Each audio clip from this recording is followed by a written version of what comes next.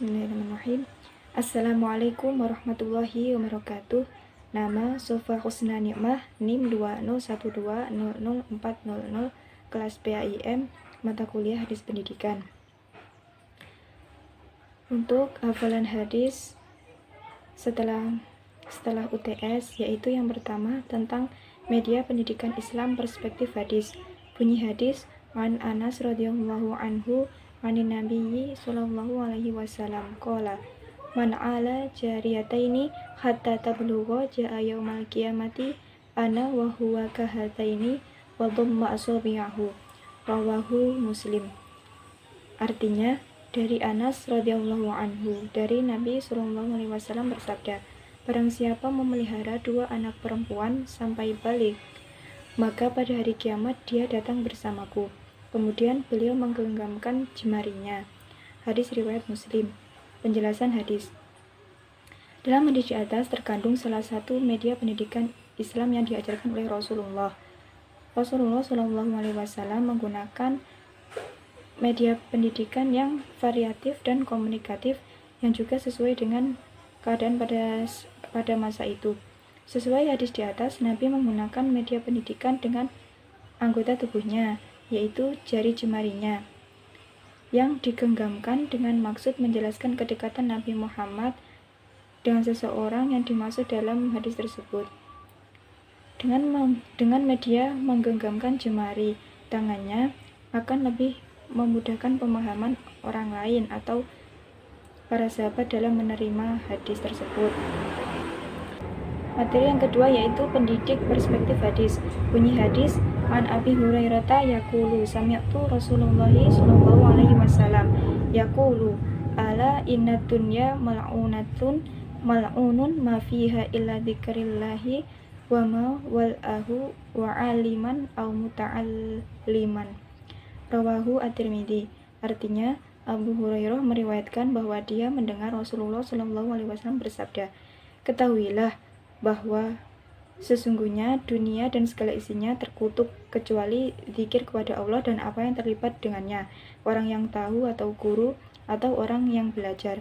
Hadis riwayat Tirmidzi. Penjelasan hadis. Hadis di atas merupakan salah satu hadis yang membahas tentang pendidik. Dalam hadis tersebut disebutkan bahwa keutamaan pendidik adalah terbebas dari kutukan Allah. Orang yang mengetahui disebut alim, juga bisa dikatakan sebagai seorang guru atau pendidik. Seorang pendidik tidak hanya pintar dan cerdas, tetapi juga harus alim, yaitu dengan mengamalkan ilmu yang dimiliki dalam kehidupannya sehari-hari.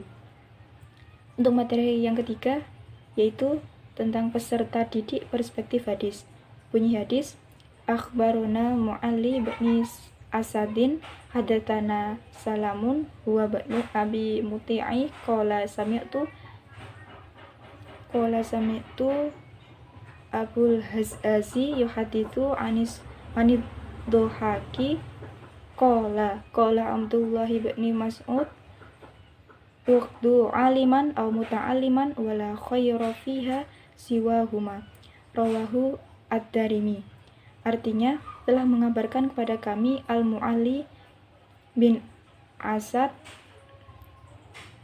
telah menceritakan kepada kami Salam ibnu Abu Muti. Ia berkata, aku mendengar Abu Al-Hazaz menceritakan dari Ad-Dahak. Dia berkata, Abdullah bin Mas'ud berkata, jadilah kamu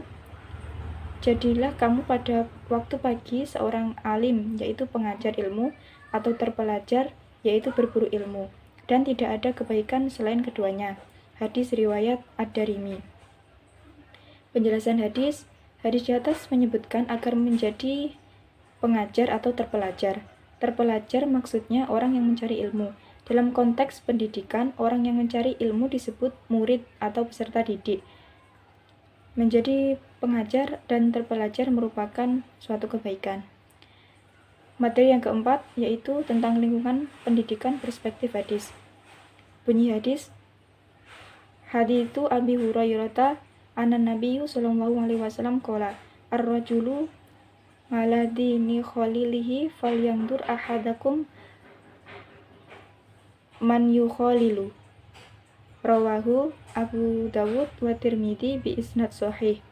Artinya, seseorang di atas agama sahabatnya, hendaknya salah seorang dari kalian melihat siapa yang hendak ia jadikan sahabatnya. Hadis riwayat Abu Dawud dan At-Tirmidzi. Penjelasan hadis, lingkungan pendidikan yang dimaksud dalam hadis di atas berasal dari luar, yaitu teman-temannya. Seseorang akan mengikuti kebiasaan temannya karena sebagaimana dikatakan dalam pepatah Arab, yaitu sahabat itu akan menggeret. Artinya, pengaruh kawan itu sangatlah kuat. Jika dua orang bersahabat, maka akan terjadi penyesuaian atau sinkronisasi di antara keduanya. Jika tidak, persahabatan mereka akan terhenti. Maka ini bisa menjadi penentu bagaimana dia berakhlak. Materi yang terakhir, evaluasi pendidikan perspektif hadis. Bunyi hadis, hadatsana Muhammad bin Abdullah bin Numair, hadatsana Abi, hadatsana Abdullah an Nafi an Abi Aymar qala aradhani Rasulullah sallallahu alaihi wasallam yauma ahadin fil qitali wa ana ibnu arba'i asyaratin falam yujizni wa aradhani yaumal khandaqi wa ana ibnu khamsun asyaratun sanatan fa ajazani. Rawahu Bukhari. Artinya, menceritakan kepada Muhammad bin Abdullah bin Numair, menceritakan kepada kami ayahku, menceritakan kepada kami Abdullah dari Nafi dari Ibnu Aymar berkata, Rasulullah SAW menguji kemampuanku berperang pada hari perang Uhud ketika aku berusia 14 tahun. Lalu beliau tidak mengizinkanku dan beliau mengujiku kembali pada hari perang Khandaq ketika aku berusia 15 tahun. Lalu beliau mengizinkanku. Hadis riwayat Muslim. Penjelasan hadis berhubungan dengan materi evaluasi pendidikan dalam hadis dalam Islam. Menurut hadis di atas adalah dengan menguji atau menyeleksi, di mana Rasulullah menyeleksi umur pasukan yang akan ikut berperang. Saat usianya 14 tahun beliau tidak mengizinkannya, dan menguji lagi saat berusia 15 tahun baru beliau mengizinkan, karena itulah batas minimalnya. Jadi, dalam evaluasi pendidikan dapat dilakukan sebagaimana yang dilakukan Rasulullah. Guru bisa dengan membuat batas atau kriteria minimal nilai untuk siswanya bisa dikatakan lulus dalam ujian atau tes. Sekian hafalan dari saya. Wassalamualaikum warahmatullahi wabarakatuh.